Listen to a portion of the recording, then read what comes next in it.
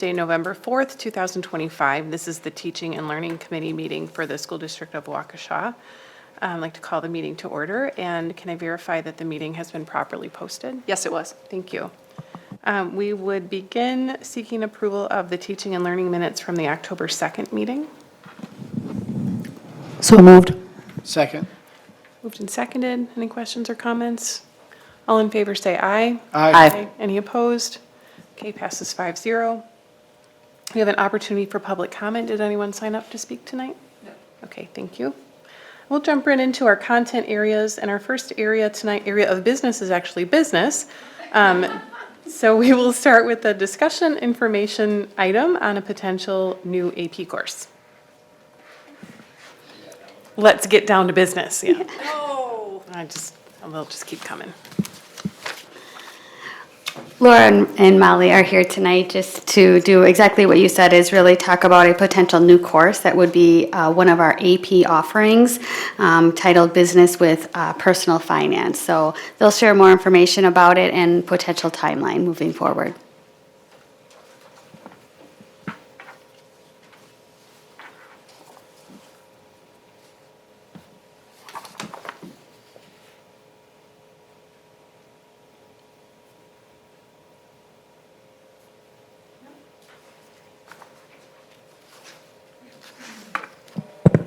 Good evening. So, Molly and I are here tonight to share the information we have thus far about the new AP business course being offered, being released by College Board next year. So we hope to begin a conversation about the interest in offering this course for the 27-28 school year. We wanted to start with the business courses that SDW currently offers. So you can see here on the left-hand side the courses we offer and the enrollments showing the interest in the courses. Reminder that personal finance began with last year's freshmen as a requirement for graduation. The courses with the asterisk, so entrepreneurship, under marketing are sales and advanced marketing and accounting 1 and 2, and advanced business are all WCTC transcripted classes, which means that although our teachers teach it, the students can earn WCTC credit for these courses, and we use the WCTC course outlines for those classes. You can see that a lot of these, taking in consideration decreased enrollment across the board, many of the courses have stayed pretty consistent, and then you see a couple have gone up and a couple have gone down. So the new course, called AP Business with Personal Finance, College Board started to release information last year regarding that. They are offering it under kind of like this package called Career Kickstart strand, which really just is building professional skills and designed to accelerate high school students on their paths to what they're calling in-demand careers. Right now, there's just 2 courses in this package. The one we are looking at is the AP Business with Personal Finance, and then there's also a cybersecurity course. Our assumption is that they will add to those courses in the future. For this year, districts across the country could apply to pilot the course, and few were chosen to do so. So it is being piloted in some states right now. And then next year, the full course will be released, and we are looking to implement in SDW in the 27-28 school year. Just to kind of review and refresh, this is the number of AP classes that SDW currently offers by department. So clearly we have the most in our core areas of social studies and math. Our elective areas, we have a few, but you can see in CTE, we have none, that this would be the first one offered specifically in a CTE area. And I can speak to those more specifically if you have questions too. Just also another review refresh. We've been talking a lot about AP classrooms, AP courses the last few years, but just again, the purpose of these AP classes are to offer college-level rigor, college-level expectation for college-level credit while still in high school. That College Board does provide that course framework, which includes all of their units of study, all of their course skills, and all of the course content. They also provide a digital platform that allows students to go through sample exam, multiple choice questions, essay questions. This course, Molly will speak to more specifically of what their written, more case studies would be.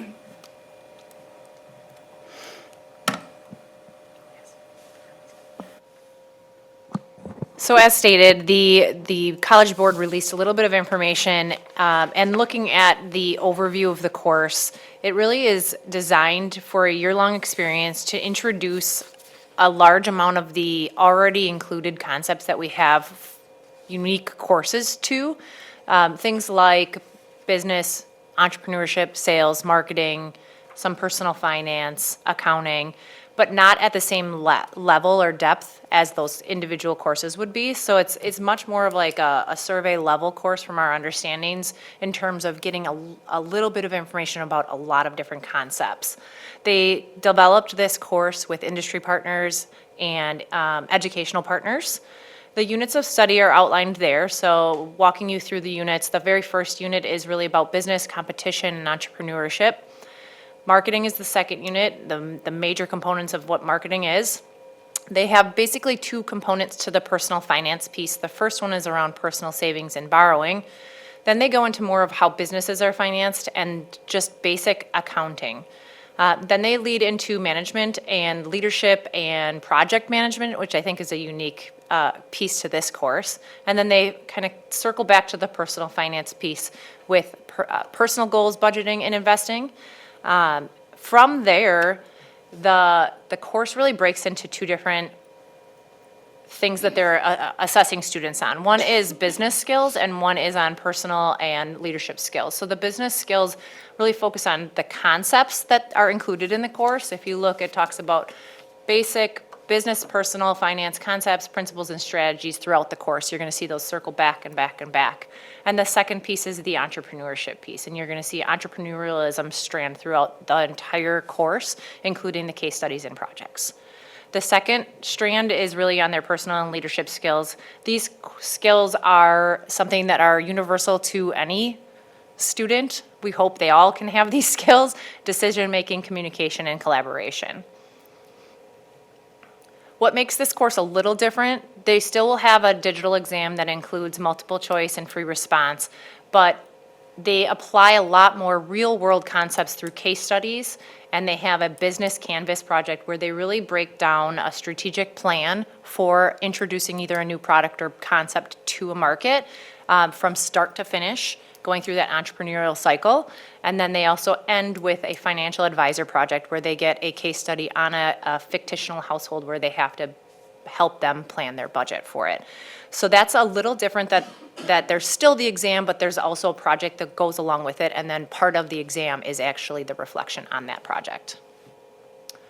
One other unique part to this course is that they are stating that they're going to have a form of an industry recognized credential.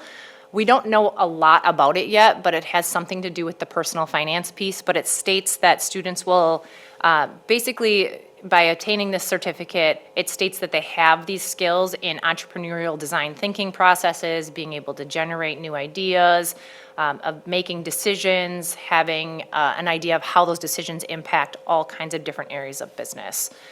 So this is one piece that we're not like super sure on what that will look like for our district, if it's on our state recognized credentials, but either way, a certificate that states that these students have these skills is a value add to our students. Laura did talk about the fact that the course will allow the students college credit. According to College Board, it should transfer for 1 semester of an intro to business class and 1 semester of a personal finance class, is what they're stating in the documents. We did also copy the first few pages of the College Board course outline for you, so you have the framework and the basic units of study. We do also, we'll come back to it, we do also have the entire framework on the last slide, so you can look at more detail where it goes into each of those units and each of the studies of the course content. This is what we had basically written for what we would put in our course catalog as a description, really just kind of reviewing what Molly has already said. It's more of a survey course, and our intention, our hope would be as students learned more about accounting or more about marketing, that they would want to take the other courses and dig deeper into those. We would offer it to 10th, 11th, and 12th graders. I think it would be open to any of them for the full credit and for the AP option. At this point, eAchieve is saying no, but they want to learn more about it, as we do. One of the complications that we have is that we're on a really tight timeline right now with this. With our course catalog being ready to go out for offerings for the following year next month, it'd be very difficult for us to get this approved and to find a resource and get that approved and all of that to be ready for next year, which is why we had said the 27-28 school year.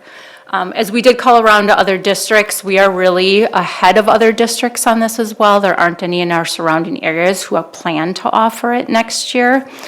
And the few texts or resources that we have looked into have not really been specific to AP.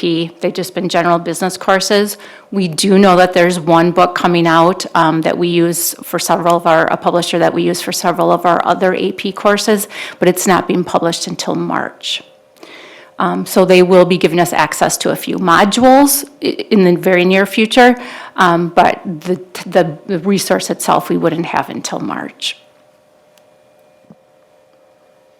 So moving forward, what we would look to do is to identify a teacher teams, one at each school potentially that would be interested in leading this course, looking at the college framework and really fleshing out what it means to teach this course, hopefully having more than one AP text to look at and review as a way to make a recommendation for a resource, and then begin building out the coursework to align to the AP framework, including the materials and the assessments. At that point, then the teachers would also attend a summer institute for the AP. Oh, yep, so at this point, we are ready to have a talk about what you guys think about this course.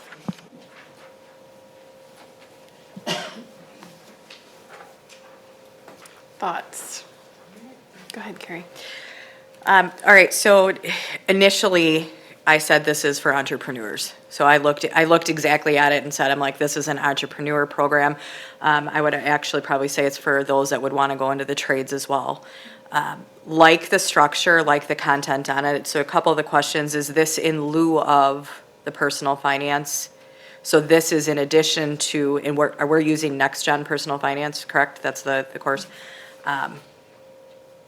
Okay, so that makes me feel better because the personal finance components of this are very light. Very limited. Okay. Yeah, we looked into that right away. It would not meet the requirements for the state graduation. Okay, Based on our state. yeah, okay. I think I'm Other good. states will say, AP has said in other states it might qualify. It's based strictly around what our state requires in terms of the units of study. Yeah, just looking at it, I would say, okay.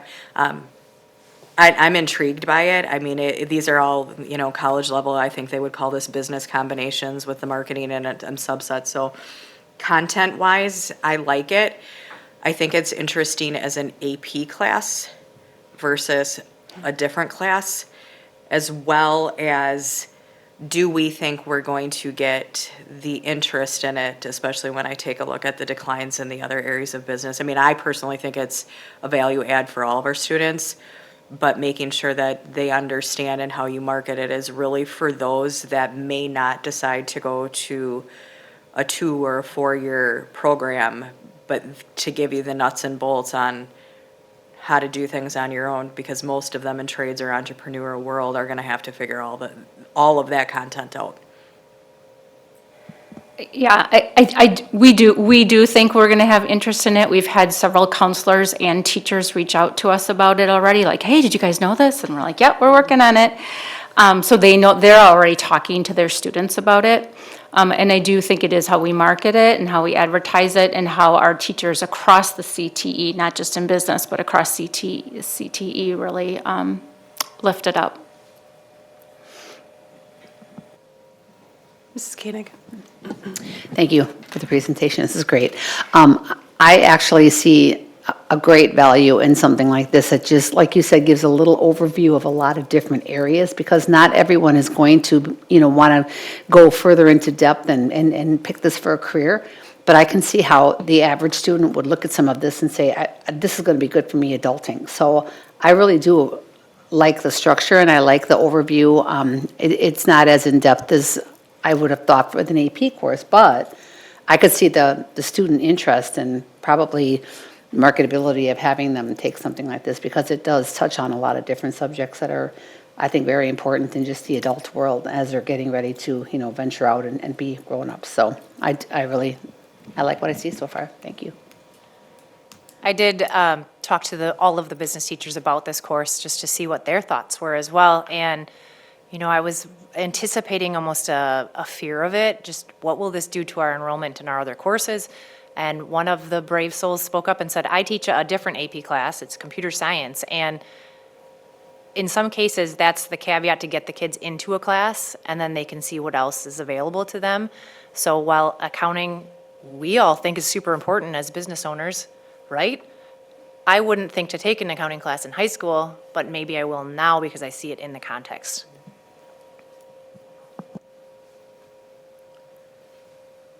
Mr. Zenobia? Thank you. One of the questions I had, you kind of answered it, and that was, why couldn't it be moved up into the 26-27 school year? So this is being piloted right now, or this spring in other places? Yeah, in other states, but they don't really release where it's being piloted. So Okay. we haven't been able to find where. So you won't really get any feedback on it until Correct. after the fact? Okay. Yeah, could we rush it and get it in and approve it based on what we know of this resource? We could, but I think we can wait as well. Yeah. Overall, I think it looks great. I think any exposure students have to these topics are invaluable. And like you said, they may not always realize it, but especially if it could replace intro to business or something in college, I think it's a good opportunity, so appreciate it. Go ahead, Eric. Yeah, I actually, this is a type of course, especially if it is marketed at some of those CTE kids, is I can actually see a lot of sophomores looking at this and saying, this is a good AP class to kind of test out whether or not I'm comfortable with AP, and that can open a lot of doors, not just to other AP courses, but to various other courses in the business department as well, where if they find that they have an aptitude for it or an interest in it. I mean, we're seeing a lot of students now choose to go more the trades route, the technical college route, rather than going to a traditional 2-year or 4-year. And so I think being able to present this is just another option to open that gateway up for whatever they want to do. I definitely like the structure of it. Carrie hit on the question I was going to ask, which was about whether or not it meets the personal finance requirement. But I think I agree that the focus of this is less on the personal finance piece than it is with everything else. But I appreciate the presentation. I'm going to come at this a little bit differently. So there's everything in the skills, I think, is value add. I think these are things that kids would want to learn and that we should be teaching them. But I am concerned about where we're headed with our AP curriculum entirely, right? So something has to give. And to Molly's point, like, what are they not taking to take these classes?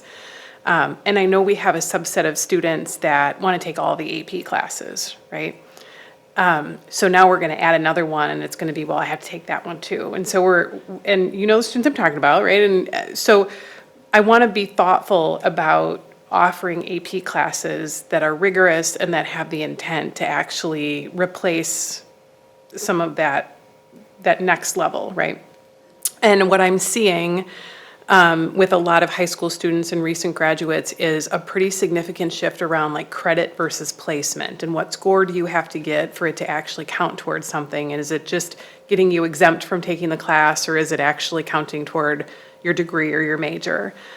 Because this is so new, we don't know. And to say, well, it should count as an intro to business, or it should count as a personal finance. If I'm a notable, business, four-year business program, I don't know how long it's going to take for, Marquette's business administration program to say, we value this enough or we know enough about it for this to count. What I am seeing kids successful with are the transcripted credits that we're offering through the WCTC courses. And so my initial reaction is kids may stop taking those transcripted courses because this is a weighted course that they can get a weighted grade for, even if they don't take the AP exam, and even if that AP exam were taken and it doesn't count for anything at the next level. So maybe I'm coming at it with a little bit different, like I love all of the content of the class, but I think we have to be really thoughtful about how many AP courses we're offering, what is valuable about what we are currently offering, because I'm seeing that students are benefiting from the transcripted credits more so than they are from the APs in some cases. So I would like to have a better understanding of what our enrollments are at with those AP and CTE level courses, where those credits are actually being accepted, especially, I know we've done a little bit of work with the Wisconsin level schools. And I'm not opposed to offering the class, but in addition to thinking about more APs, I think we have to talk about taking the test versus not taking the test. There are a lot of families that I'm hearing from that are choosing not to have their kids take the AP Human Geography test because there's no evidence that those credits are counting for anything in college. So I just don't want to create another situation where we have a class that our high achieving students are feeling like I have to take all these APs because it's going to affect my class rank. And then we're not actually forcing or requiring the examination. We're taking kids out of enrollment in other classes that we're currently offering, so that's going to affect our ability to offer the rest of the course catalog. And I'm not discrediting anything that our instructors or educators are saying. I'm excited about the content too, but I think we just have to weigh that against all the things that we know about the next level. So I guess that's my parade reining. I'm going to speak just to transcripted credit. If it was up to me, we would only have transcripted credit courses in our areas. It is a value add and a barrier changer for some of our students. We can look up the transferability in the courses that we offer in CTE, and we can report back to you on where those do transfer. I know, for example, Accounting 1 and Accounting 2, you have to take both in order to get accounting at Whitewater. But again, that's still a really big value to our students. I would have benefited from that as opposed to not doing as well in accounting in college. And we do have a tremendous amount of students that do consider business as a major focus. So it is something to consider. How does that impact the rest of the courses? Absolutely.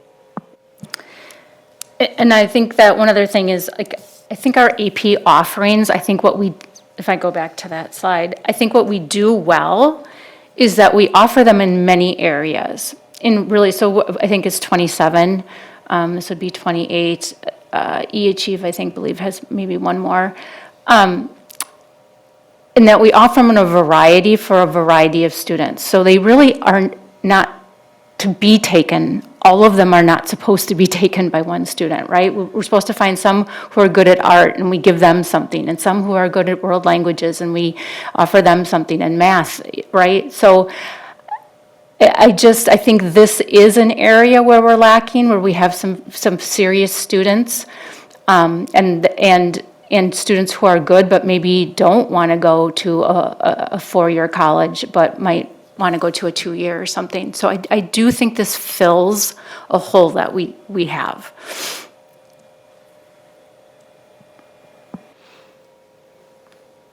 Other thoughts? I think generally, everybody seems pleased with what is offered in terms of the content. I'm not, not understanding how it rolls out from the rigor side of things, what it's going to look like in the classroom. I'd be very curious about that. But I'm not necessarily I wouldn't be in a hurry to push it out. But I think there would be interest by the students for sure. So we just need to figure out how to operationalize that so it doesn't force us to trade off other things. Yeah, we also are, AP, the College Board hasn't pushed out some of the normal things that they do that we know they will, that we haven't seen yet. Like, we haven't seen a lot of practice quizzes or the multiple choice questions. We haven't seen what some of the essay writing is. Like, when you look through the whole framework, it's not as complete as some of the other courses. So I think that waiting is a good idea, so we get more of those questions answered next year. But at least we'll be ahead of the game, we'll have it in the course catalog on time, and that if we choose to do so. Okay. Anything else? Okay. Thank you. Thank you.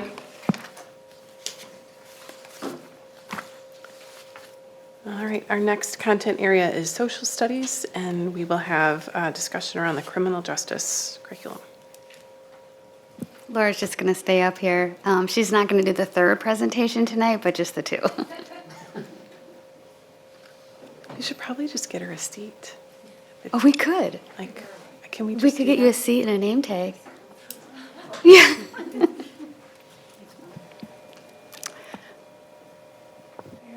Okay. So Amy and I are here tonight to begin conversation around one of our few social studies electives that's not an AP course. This is a semester elective course for students, for any upperclassmen, but who tend to do it are students who are interested in a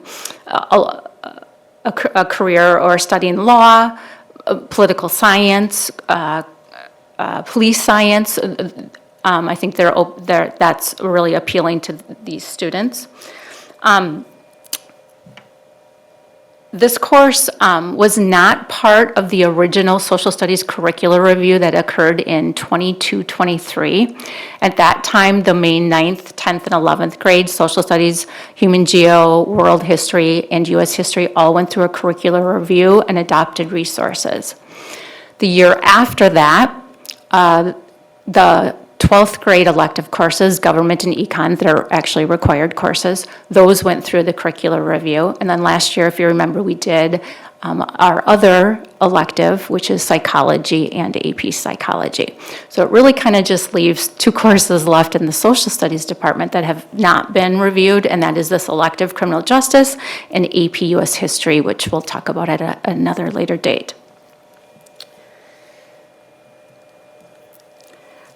So we wanted to start with just giving you the enrollment numbers for the past 5 years of criminal justice. So the top row is how many students across the district are enrolled. And you can see that there has been a little bit of decrease, but a recent increase. Up until 22, it was also a transcripted course.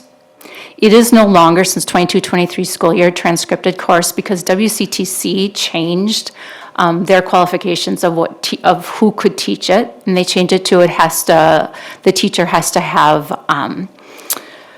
experience within that career. So like police science career or been a lawyer or something like that in order for it to continue to be transcripted. I also wanted to share with you that it is also a very popular class requested for ECCP credit. So we as a district approve courses, Start College Now or ECCP credits based on courses that we as a district don't offer. Very often, students are requesting criminal justice to be taken, and then we pay the tuition for that. we would deny that because we offer the course. So what you see at the top row in the last 4 years is how many students have requested actually criminal justice. Now, not a lot are requesting criminal justice because their counselors know to tell them that the district won't approve it. We already offer it. But the bottom row are the number of students who have requested something above and beyond criminal justice. So it might be like the second or third class, like ethics and criminal justice, or criminology, or investigative criminology, or something like that. So if you add those numbers for like 24, 25, 33 students would have been requesting criminal justice that we would pay for their tuition if we didn't offer it here in district.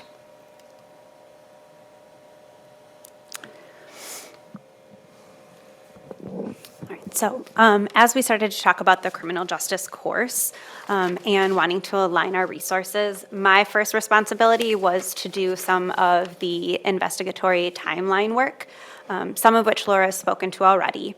We first offered the course, or it first appeared in Infinite Campus as an offering in the 2014-15 school year. At this time, one of our current instructors was also teaching at that time. So we've had quite a few new instructors come into the course since that time. In 21-22, that was the year that we partnered with WCTC to offer the course as a transcripted credit course. That was that single year offering. And then we've already talked about the 22-23 school year and the shifts that were made in curricular resources for the general social studies classes. So just another reminder that criminal justice has not had the same attention or opportunities as of yet. In the spring of last year, I began some specific work around data analysis. I will get into the specifics of that shortly. Gathering information from surrounding districts, looking at resource availability for our course, which we really consider a survey semester-long course.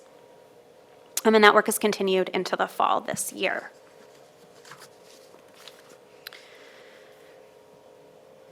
So along with reaching out to the teachers and leaning into their expertise, the information they had about particular resources that were available, I put together a list of options of resources we could pursue, and also did some current state analysis. That involved looking at those surrounding districts. Who's offering criminal justice? Are they offering it as a transcripted credit course?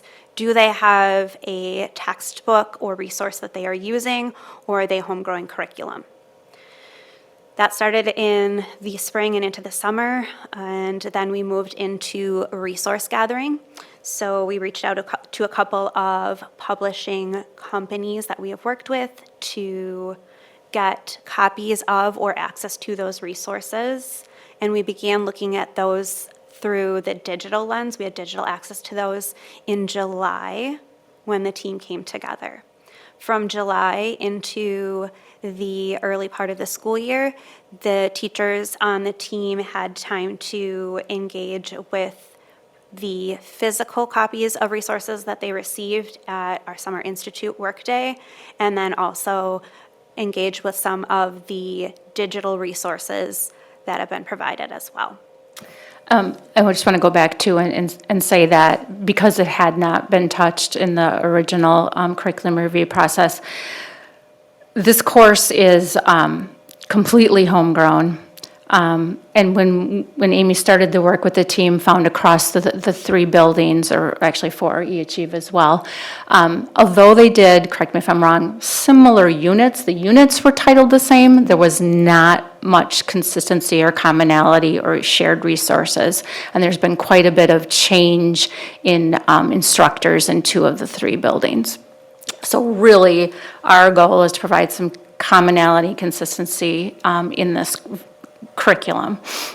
Yep. And building off that, what was particularly important was for us to have some kind of grounding piece or framework to do that building. So as Laura pointed out, I could look at the various syllabi and see that there were very similar units of study, but there was no guarantee about the scope of what those units covered. There was no specific approach to the order of those units. It had really been what either teachers had created or had inherited from previous instructors.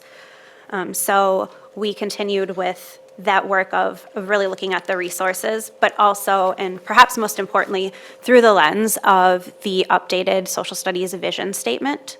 So we started there because we know that that was part of the work of the initial curricular review and updating, to use that as kind of our principles and our grounding framework.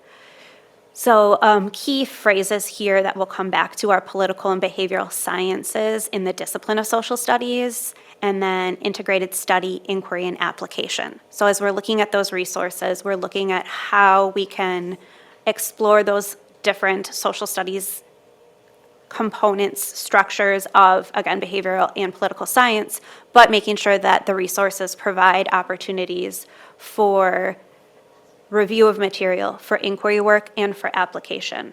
What does that look like? Okay.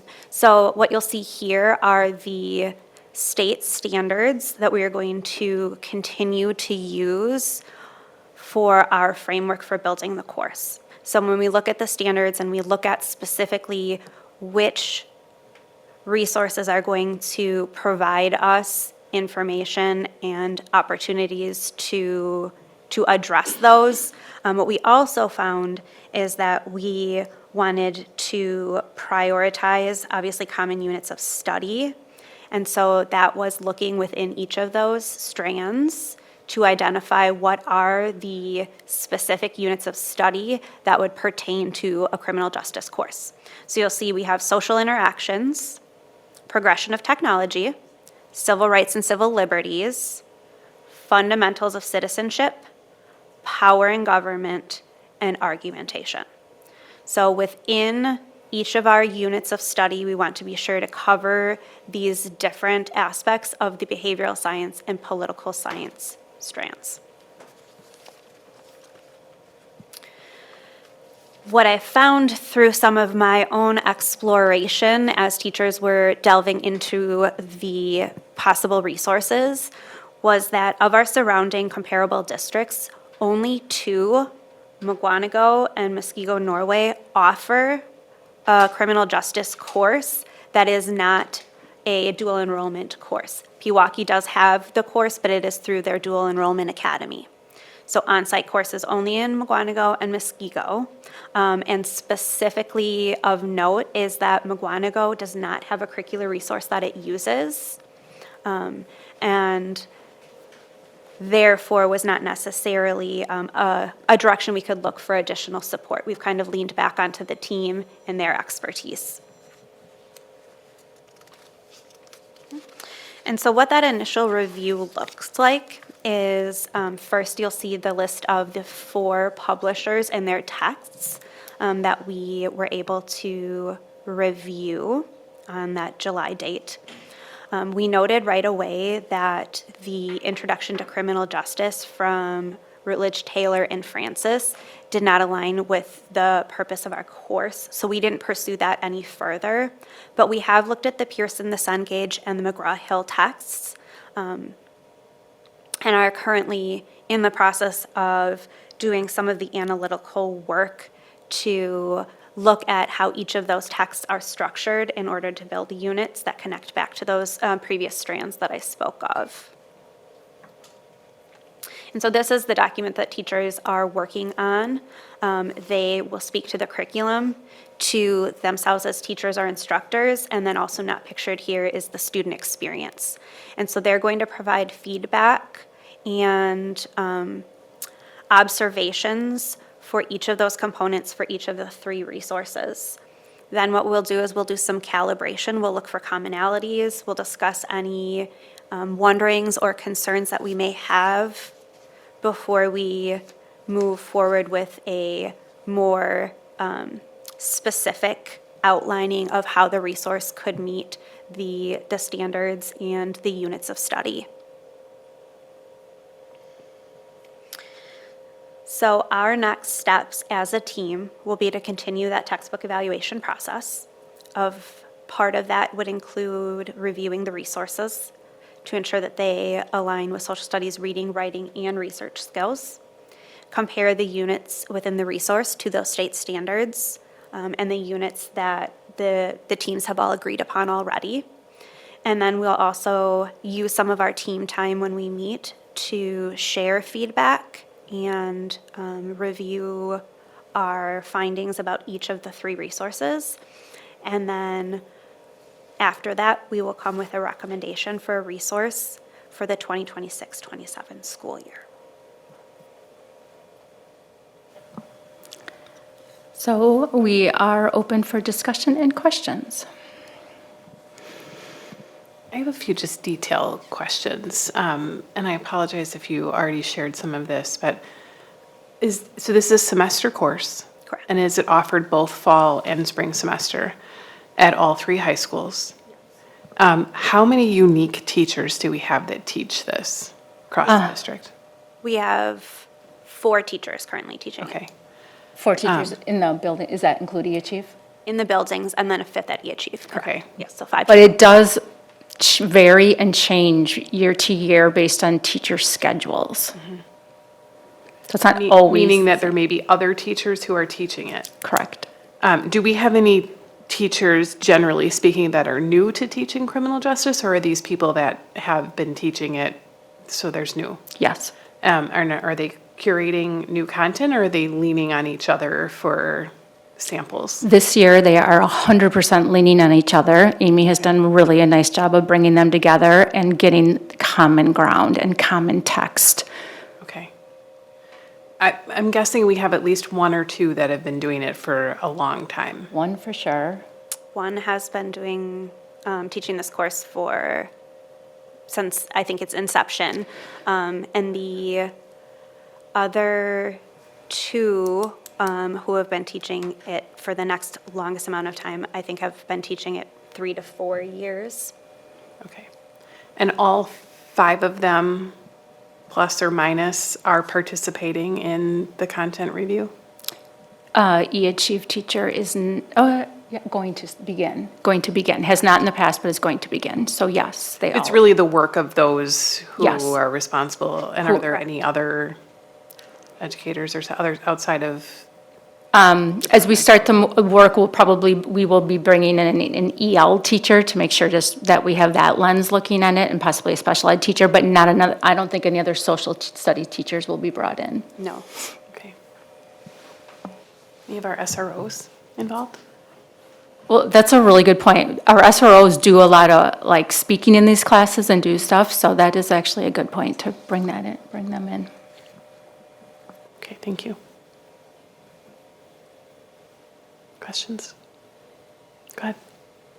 So we do not have the 3 resources picked out yet, is that correct? We have They the were there on the slide, right?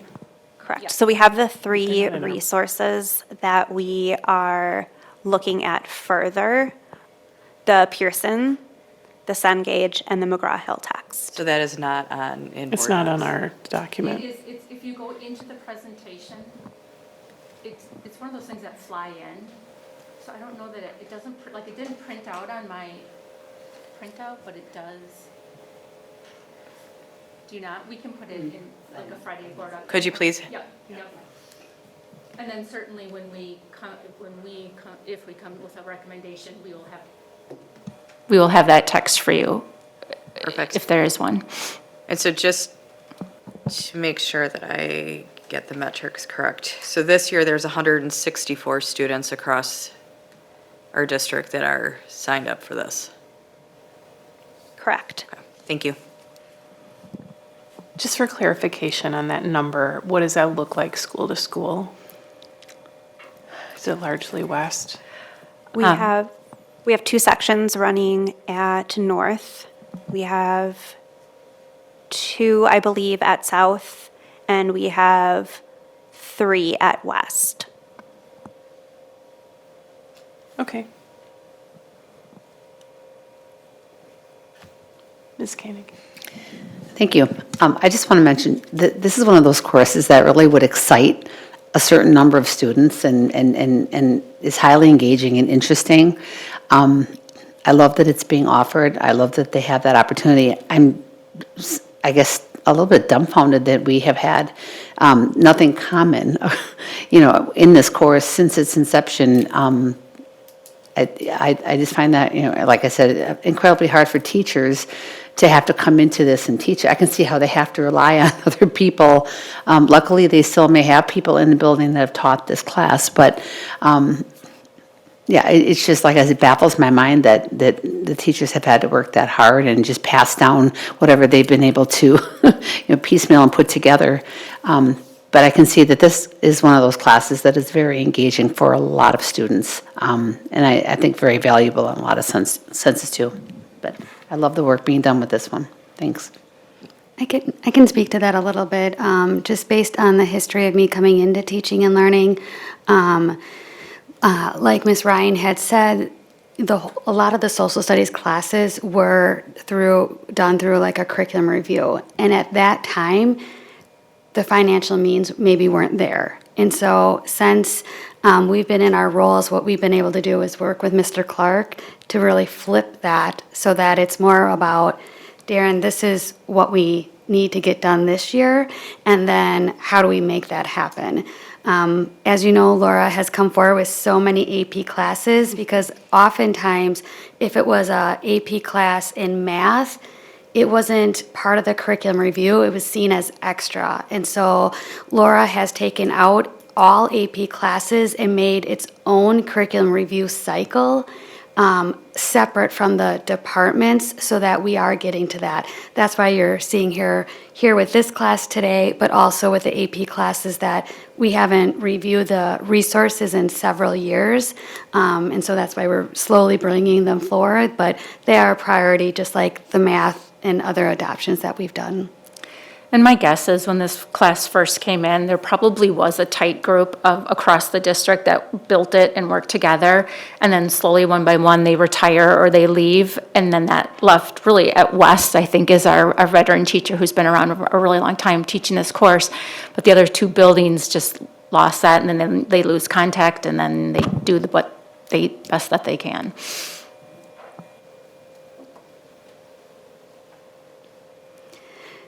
Mr. Zenobia. Yeah, I was just curious, in the enrollment numbers, how many of those are E-Achieve? I know you mentioned we have quite a few classes running at all three high schools, but do we know that generally? I do not have the exact number, but eAchieve has not been running historically many sections of it. It would be It's one. it's just the one, yeah, I was gonna say, it would be the equivalent of like one class Yeah. worth of students. Okay, I just don't know exactly how many, but I would say somewhere between 20 and 30. okay. Thank you.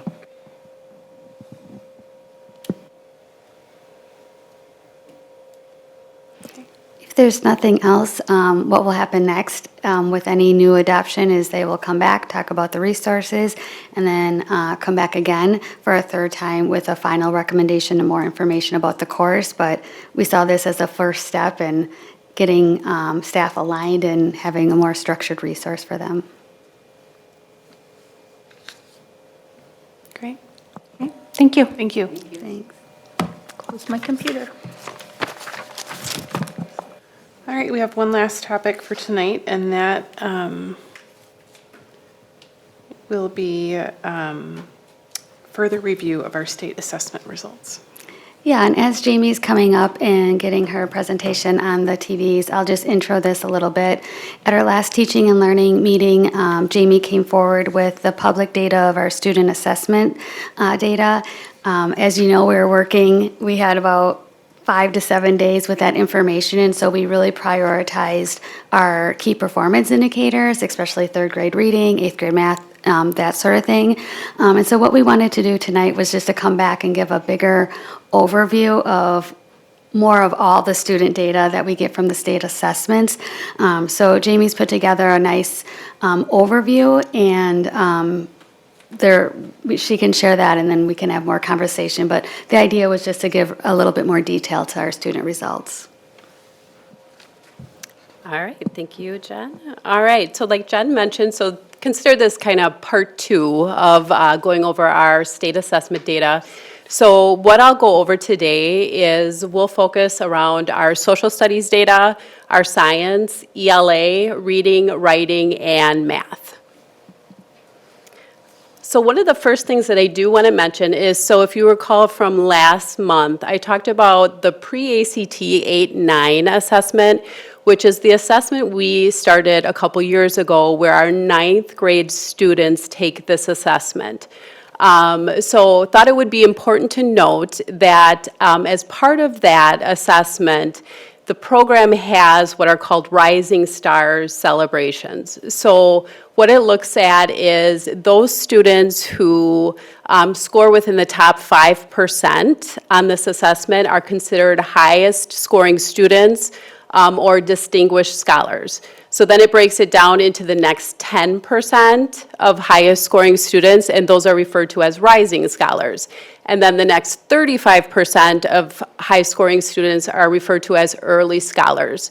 So important to note, so we have quite a few students within our district, so this is across our district, who really fell within these categories. So we had 45 of our students who would be considered in the top 5% of achievement on this pre-ACT 8-9. So they're really in a good standing for, skills that are being assessed on the ACT. We had 84 rising scholars, and we had 250 early scholars. So great success and again, that pre-ACT is to help prepare our students for the ACT and really to help them and our teachers to hone in on what are those skills that we want to make sure our students know and are able to do. All right, so let's jump into our forward updates. So we're going to take a look at social studies data. So just as a reminder, the students in grades 4th, 8th, and 10th take the social studies assessment.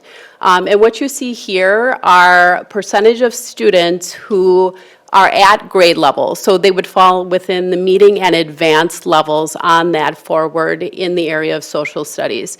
So I'm going to go over a few trends in the data. So one of the things we're going to look at is we're going to look at overall achievement. So we'll look at that from the 23-24 school year, and then we'll also look at that from the 24-25 school year, and then we'll also compare that to our state and where they generally are, so we have, again, that context.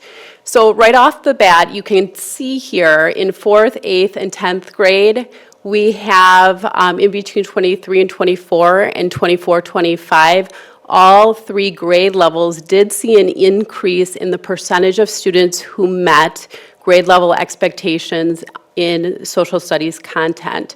So important to note also is the state also grew in those areas as well too. So some things of importance here is, as you can see by looking at these slides, 8th grade and 10th grade fell below the state in both 23 and 24. However, what we can see is our students did grow at a greater rate than that of the state. So when we look at the performance of our 8th and our 10th grades in social studies, we are essentially closing that gap between 23-24 and 24-25. So as we jump into science, so our 4th and 8th grade takes science. So again, you can see the performance for SDW is we increased in both 4th grade and 8th grade in our achievement scores. So from 23-24 to 24-25. Again, if we look at our rate of improvement, we're also growing students as well. So if you look at 4th grade statewide, the statewide did indicate a little bit of a drop in between 23 and 24 and 24-25, but we continued to see an increase, and quite a bit of an increase too when you look at 4th grade. So we're about 4.6 percentage points above the state when we look at 4th grade in 24-25. And importantly to note, so eighth grade really grew significantly when we look at this. So they grew 7.8 percentage points in between the 2 years, which is pretty significant when you look at they were roughly 7 percentage points below in 23-24, and now that performance actually moves them above the state by about 0.2 percentage points. So eighth grade really did grow in that area of science when we look at that information. All right, so if we jump into ELA, so just as a reminder, grades 3rd through 8th take the ELA assessment, and the ELA assessment is combining reading comprehension and then also short writing tasks, okay? So right off the bat, we can see a couple things here. So in 23-24, for the most part, most grade levels, excluding 8th grade, were already performing above that of the state. So that trend held true when we look at 24-25, in which all of our grade levels fell above that of the state in 24-25. So the arrows represent that we saw 4 of our grade levels that made growth from last year's assessment to the previous one. So, and you can see some of our grade levels exhibited quite a few percentage points between 23-24 and 24-25. And again, if we look at 8th grade, again, we see another similar thing that we saw with the last section of the testing is they started out below the state and then actually grew significantly to be above the state at a little bit above. All right, so now let's break ELA down into reading. So when we look at reading, again, another similar trend, so you're going to hear me say this multiple times as we think about our data story in SDW, is, again, the trend seems to hold that our performance is above that of the state.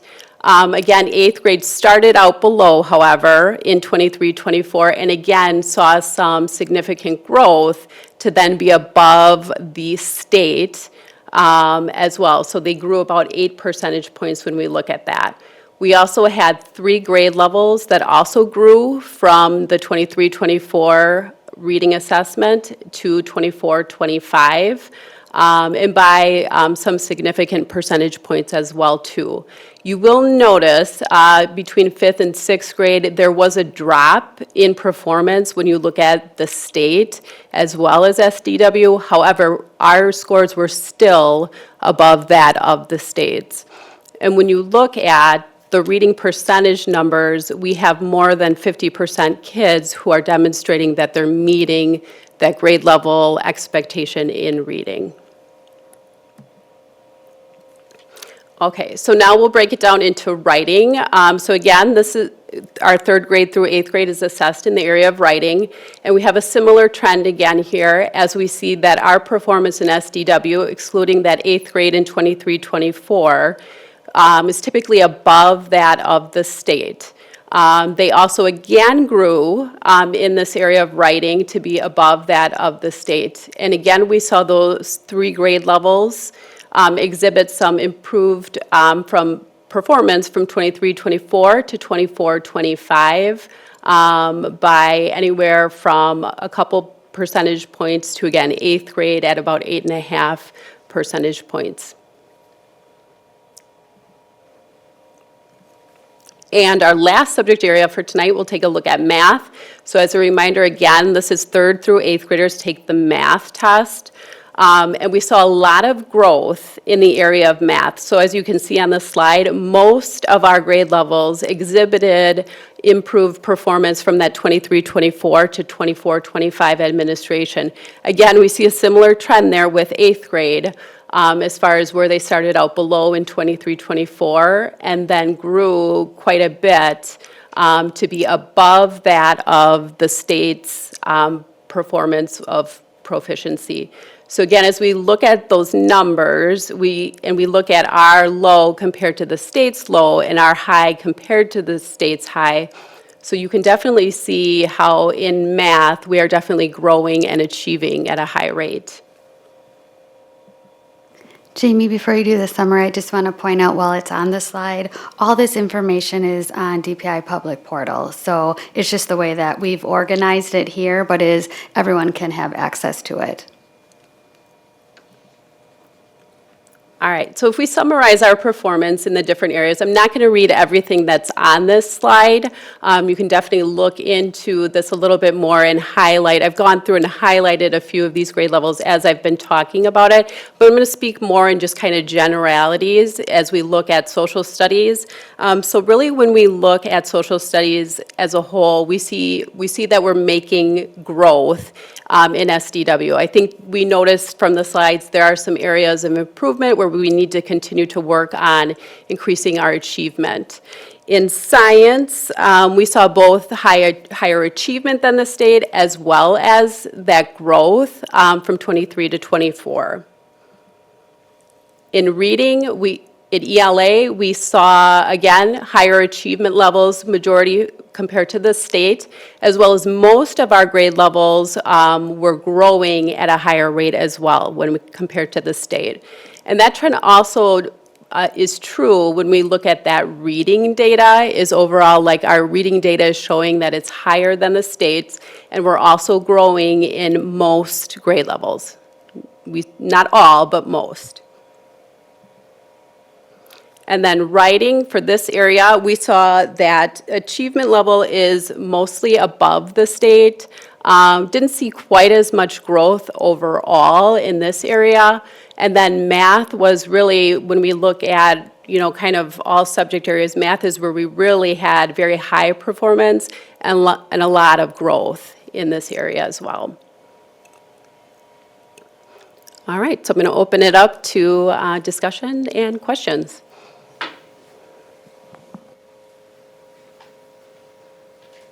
Mrs. Koenig. Thank you, this is great. I couldn't help but notice the leaps and bounds that our 7th and 8th graders, have made the last 2 years, mostly this past year in literacy. And I know that, was it 2 years ago that we adopted the Perspectives, the new middle school literacy curriculum?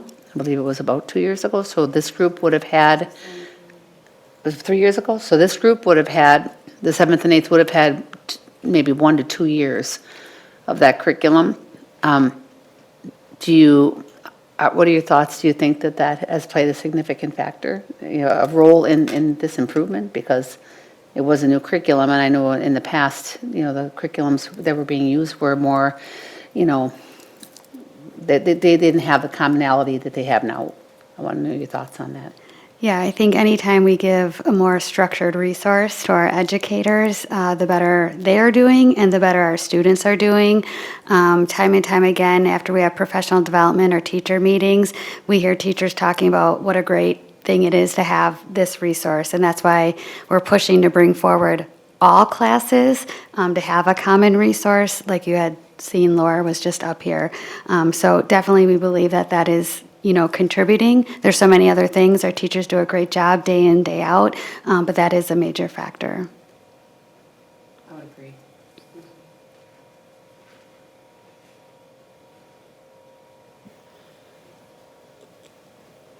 So I had a couple things.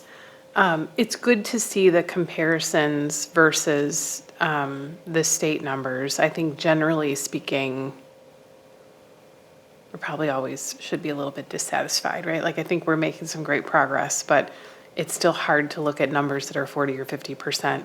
And also knowing that that's been adjusted after the last couple years as the thresholds changed. So it's good to see the bumps. I think the one thing that we're not comparing the same cohort, right? So it's what last year's 7th, or 2 years ago, 7th graders are last year's 8th graders. And so I think in some cases you just have a difference between the groups. Also because we don't have the distribution data at the state level like we've talked about, it's hard to say that a +1 point or a +0.5 of a point is or isn't inside the noise. And so I like to see, those 5 to 7s, but I still don't know if that's inside the noise or not. But it feels directionally, like our younger students, because of a lot of the elementary curriculum that we've put in place, seem to be starting out on a stronger footing, which is really good to see. Math, I'm super excited about. I think science, we've seen some really good pockets of things. Literacy, of course, as well. And I think the literacy and social studies and math and science kind of go hand in hand, because when our students are better readers, they're just better thinkers generally. So I'm excited to see all of that together. I always have to just go back to, I love our elementary social studies, the impact piece. We've got 3 good years of that. And because it tiers with the reading level, I think that also gets our kids off to a good start. So when I look at the 4th grade social studies, I feel good about that because I know what we're doing in the elementary. I'm very concerned about the 8th and the 10th grade social studies. And I think as maybe a follow-up, I can't help it, but we have to take a look at how our human geography curriculum is aligning to the state standards for social studies. Because we see that drop off every year, that we're doing great in the elementary and then we get to 8th and 10th and it's like we're missing something in terms of what we're teaching or what we're preparing to be tested. So I think that's one. And then secondary social studies, we did a lot of work in 22 and 23 in the middle school side.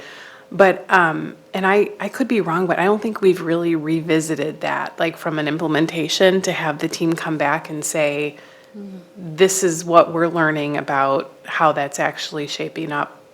So I think we should just revisit secondary social studies in terms of how we're doing and what those standards are and how we're mapping to the state level. It may be, and I think there are other schools that are doing world and US earlier, and we're starting with the human geo piece, but I just can't recall at this point. But I think we have to understand, especially what that 9th grade year is looking like, because I think we're just seeing that. Yeah, I think those are all very valid points, and I think we could definitely take a look at that and bring that back. Yep.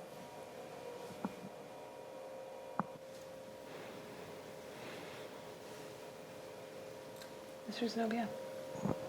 Overall, to see the improvements at really all grade levels looks very encouraging. I would, echo Dr. Piasek's point that, when you take a big look at just the percentage of these numbers of where we would like to see, especially our elementary, be versus the state, to see those numbers in the 60s and 70s and maybe even the 80s in some cases would be great. Now, I think it's excellent the amount of work that's gone into this. It looks like, generally speaking, a great job is being done.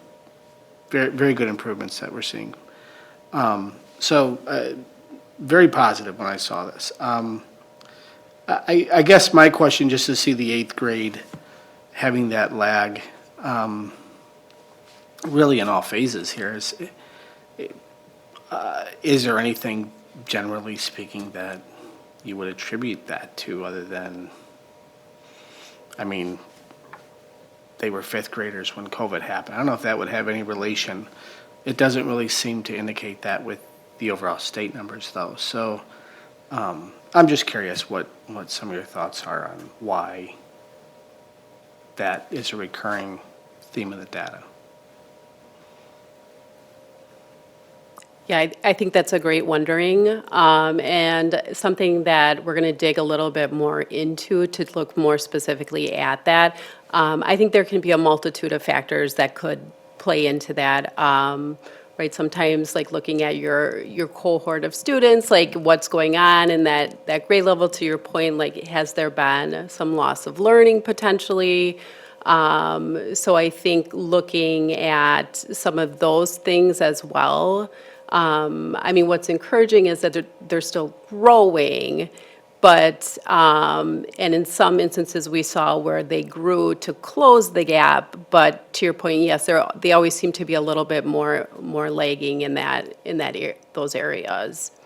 So we can definitely look more into that and do a deeper dive into that.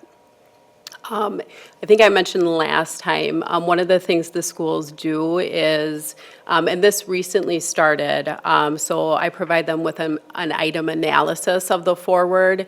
And we've really, and this has really been within like the last couple years where we've really started to like dig in deeper to take a look at what are the specific skills, what are the like questions, like there's only so much information we can get because it's a secure test. So we don't get the test items, we don't get the questions, but we can look at like what are the standards and where are our kids really struggling in some of those standards, and then look at our curriculum to see, are we actually addressing that in the curriculum? So like I mentioned, that's relatively new, so within the last couple of years, and we're getting better at using that document to really narrow in to find out and drill down, which would help us to really look at that 8th grade, is to see where are we seeing those specific skills or standards where some of our students are not meeting those.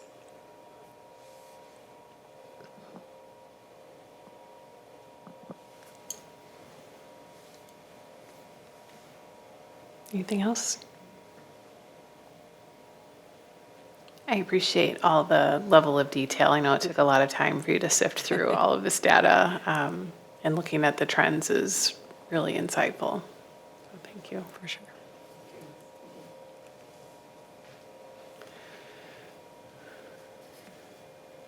Okay, that covers our topics for tonight. Are there any recommendations for future meeting topics? All right, seeing none, that concludes our meeting for this evening. Our next meeting is on Tuesday, December 2nd, here in the boardroom at 7 p.m. Thank you.